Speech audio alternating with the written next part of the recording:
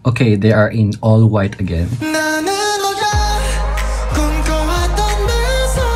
Bakit parang very familiar yung song na to?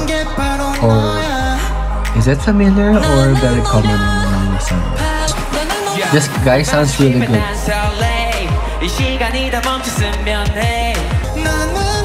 Of course, Park Han.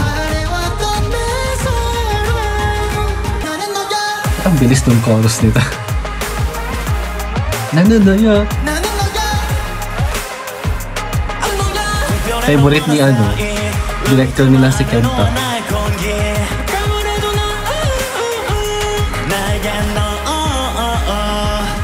Ju-won.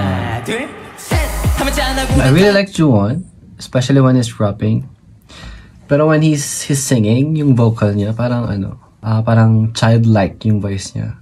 Which is true naman kasi bata pa naman sila. Pero you know what I'm trying to say is parang hindi siya modulated.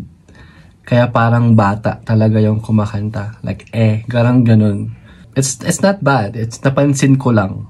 Okay? Pansin ko lang.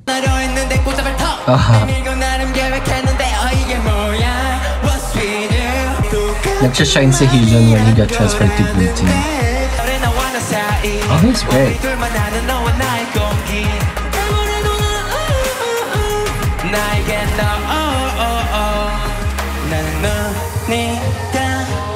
This is what I'm saying a while ago.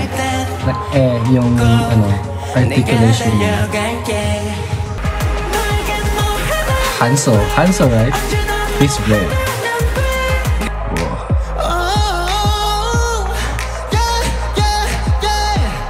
Kaya naman pala nawawala ng boses to kasi grabe naman yung kanta niya. Nice one. I like this. Napansin ko lang sa team group parang karamihan sa kanila parang more on the mature side na like Kenta, even Kyungho. Medyo mature side sila compared sa Rhythm maraming bata.